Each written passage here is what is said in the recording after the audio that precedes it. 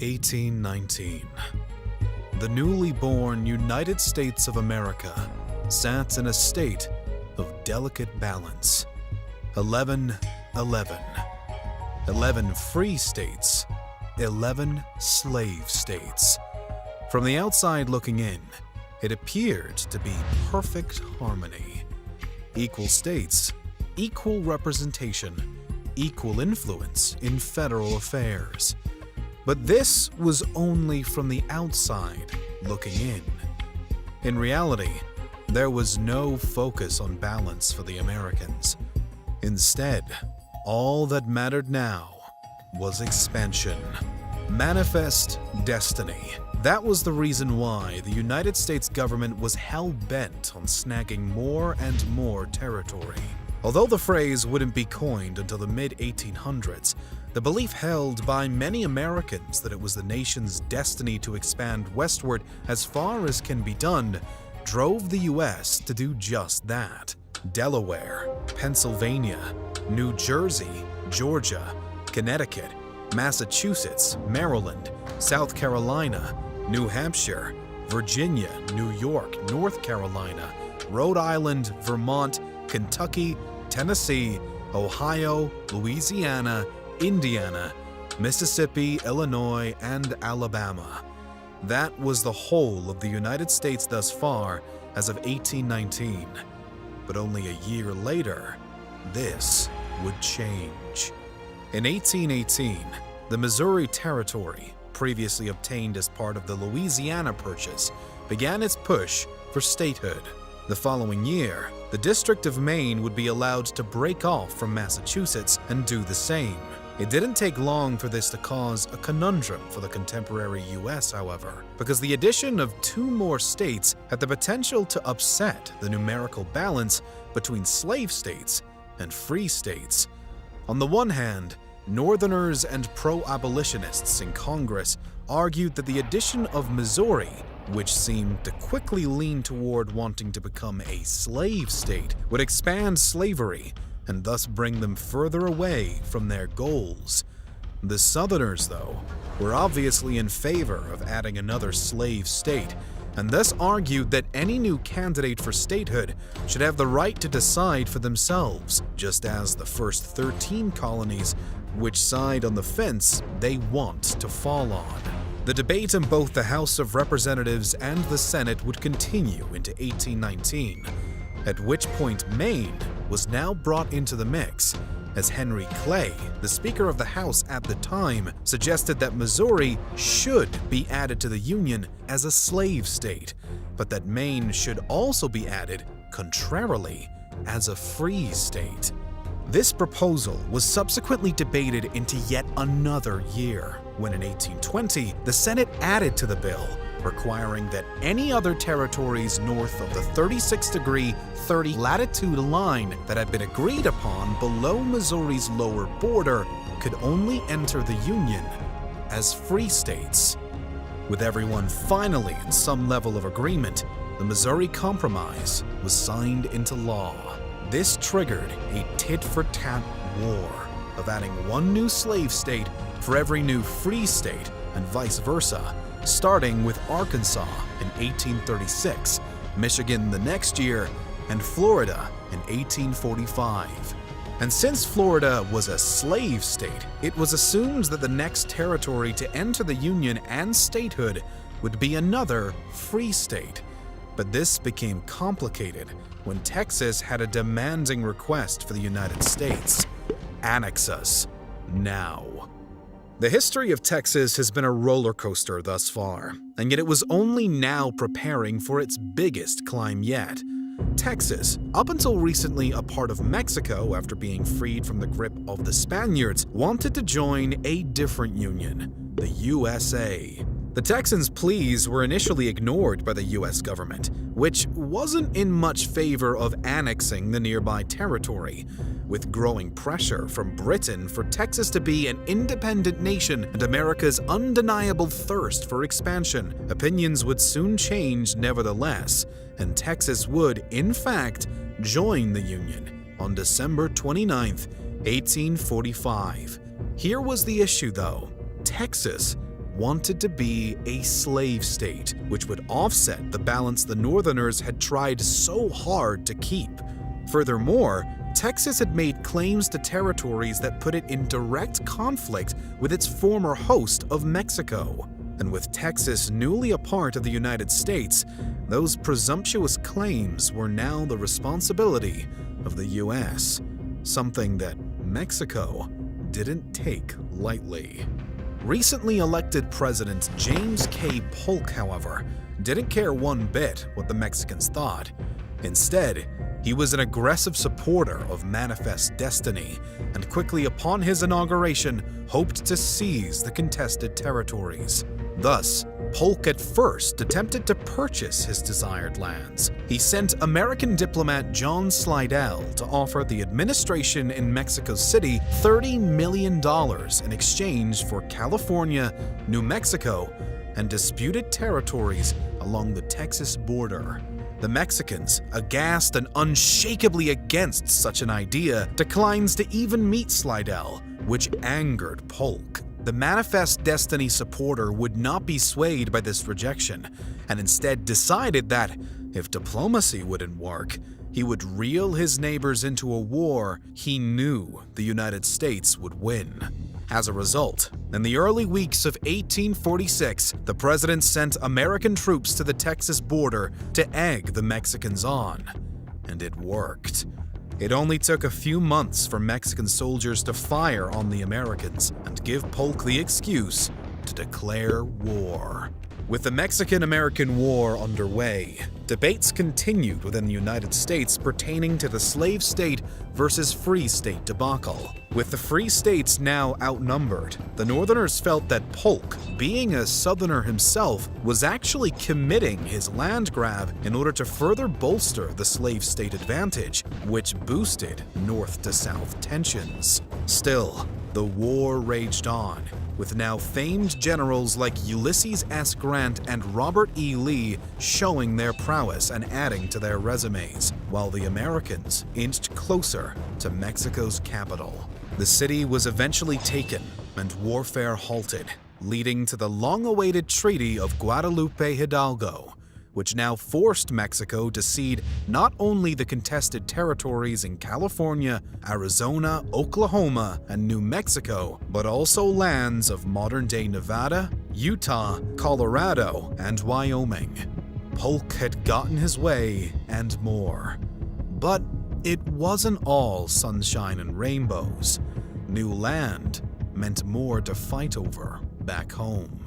Over the next few years, Iowa, Wisconsin, and California would all give their bids for statehood, eventually bringing about the Compromise of 1850. This series of bills would address a multitude of things, though mostly focused on the institution of slavery within the Union. In short, it determines that California would join the Union as a free state, but was required to send one pro-slavery senator to the Senate in order to maintain the readjusted balance. From now on, however, slave or free states from the remaining territories gained from Mexico would be decided as such by popular sovereignty. This went all right at first, as would the admission to statehood of Minnesota in 1858 and Oregon in 1859. But predictably, there was simultaneously another reason for tensions to rise. As part of the new establishment of popular sovereignty, Senator Stephen Douglas suggested applying the strategy to a proposed newly organized Nebraska territory that would at once repeal the Missouri Compromise slave state border and split the Nebraska territory in two. Now, despite a struggle to actually pass the new bill that would become known as the Kansas-Nebraska Act, the populations of both territories were left to vote on whether they wished to permit slavery or not. The consequence of this, and maybe unpredictably so, was that settlers began flooding to both Nebraska and Kansas, settlers from both sides of the slavery debate.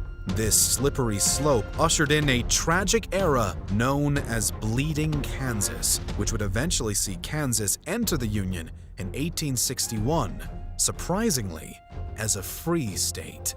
This would be the final state admitted to the Union before the start of the Civil War. Why did things get to this point? How could such a young nation have fallen into battle with itself so fast? Why were the North and South so opposed to each other? The issue of slavery, and thus the North versus South contention, can be blamed on vastly different cultural aspects of the two halves of America.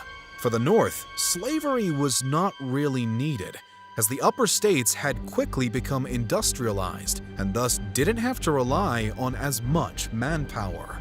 This gave Northern citizens the opportunity to unbiasedly consider the moral standing of the entire institution of slavery, prompting many to call it into question. Supported by the ideas of European immigrants who had come from nations that had already outlawed slavery, these Northerners began to turn toward abolitionism. This was in total opposition to their fellow Americans down south, of course, but this was because the South had failed to industrialize as the North had. Instead, Southerners were more economically dependent on free labor for plantations and the like, which meant that their personal finances and way of life could be entirely affected by the banning of slavery, thus making it hard for a Southerner to even give the moral aspect a second thought, though some did and still supported the institution. And with the invention of the cotton gin, the matter only became more solidified. The South needed slavery. The problem then arose as the North wondered if Southerners wanted to extend slavery even further, whereas the latter worried that the former was going to take the slaves they already had. Both, ironically, would be right. The North and South were miles away from reconciling this difference. Debatably, there was also the issue of federal versus state rights, although this factor is hard to blame entirely. Not only did the later formed Confederacy have a shockingly large bureaucratic system for a collection of states who were opposed to overbearing federal governments, but there had also been previous opportunities, such as during the nullification crisis a few decades prior, for the South to go to war with the North, or at least raise more of a ruckus if state rights were the core issue.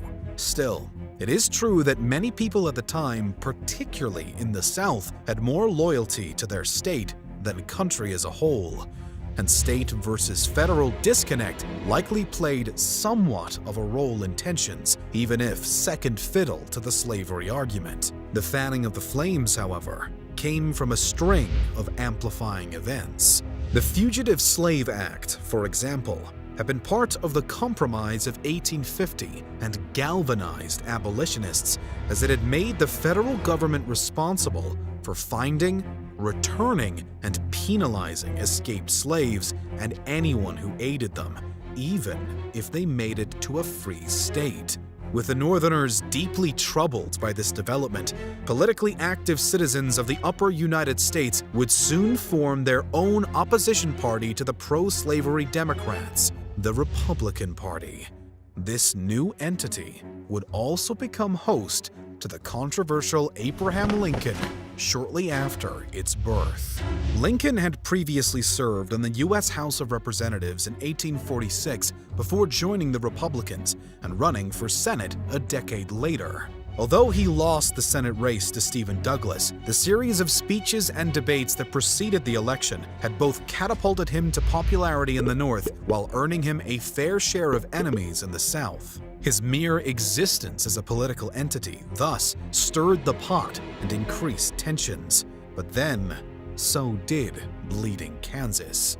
Guerrilla warfare is one way that this period from 1855 through 1859 has been described. While Nebraska was somewhat hit by the flood of both pro- and anti-slavery settlers hoping to sway the coming vote, it was Kansas that was truly beaten. Pro-slavery residents of neighboring states used legal loopholes to cross the border and vote in Kansas's territorial elections, setting off a domino effect that would lead to a split government and all-out violence. Historians estimate that anywhere from 50 to 200 Americans died as a consequence in the 4-year span, something akin to pouring a couple of gallons of gasoline on the growing fire, burning towards civil war.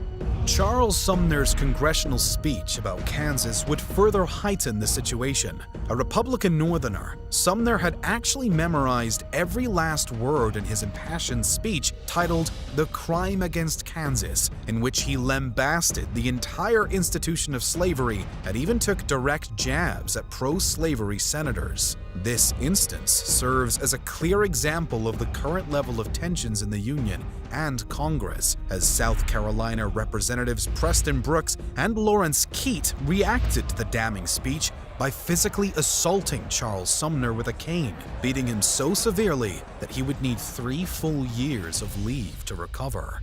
And this was only a year before one of the most controversial and anger-fueling incidents of the entire lead-up to the Civil War.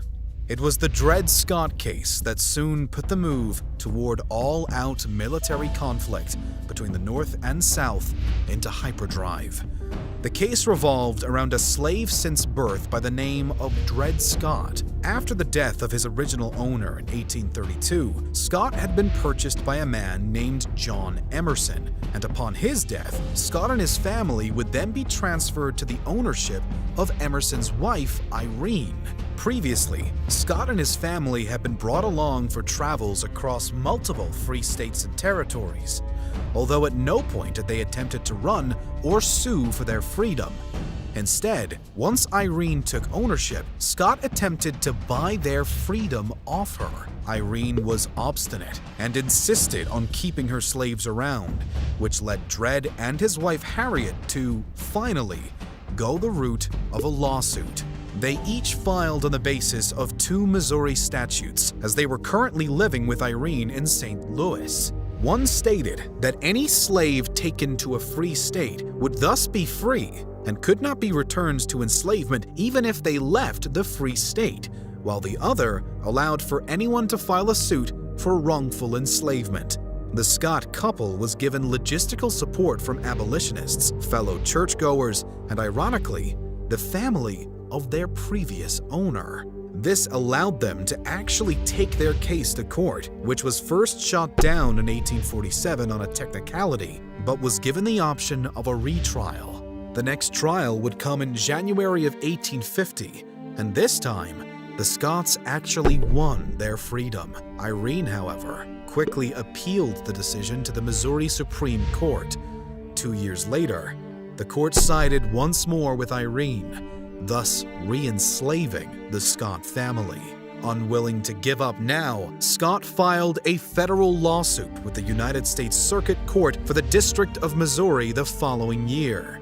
Before the case could be decided upon again, Irene would transfer the Scotts over to her brother, John Sanford, hence the name of the new case, Dred Scott versus Sanford. In the spring of 1854, the federal court ruled in favor of Sanford, thus prompting Scott to appeal yet again, now to the United States Supreme Court. This final trial would start on February 11, 1856, with a growing list of abolitionist and even politician supporters in favor of the Scotts.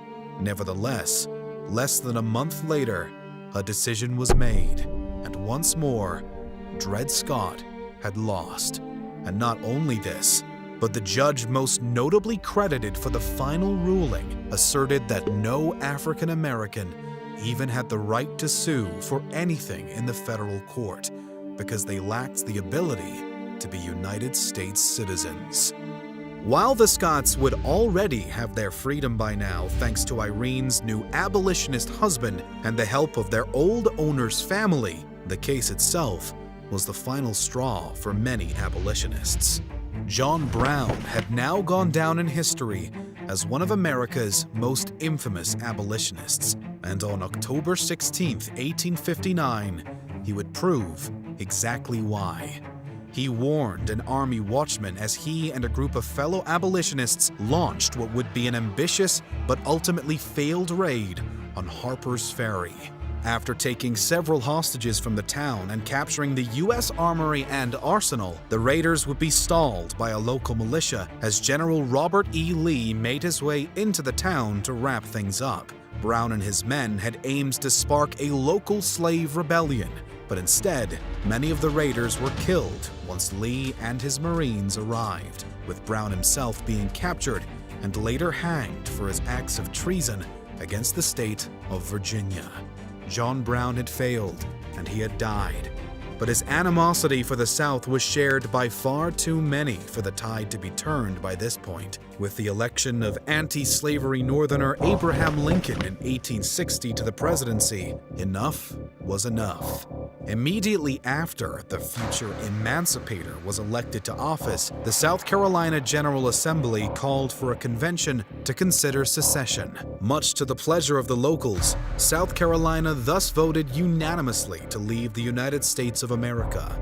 Days later, they issued a document justifying their decision to secede and making one dramatically important point in the process. A geographical line has been drawn across the Union, and it truly had. 10 more southern states would follow suit and join the newly founded Confederate States of America, led by their chosen president, Jefferson Davis.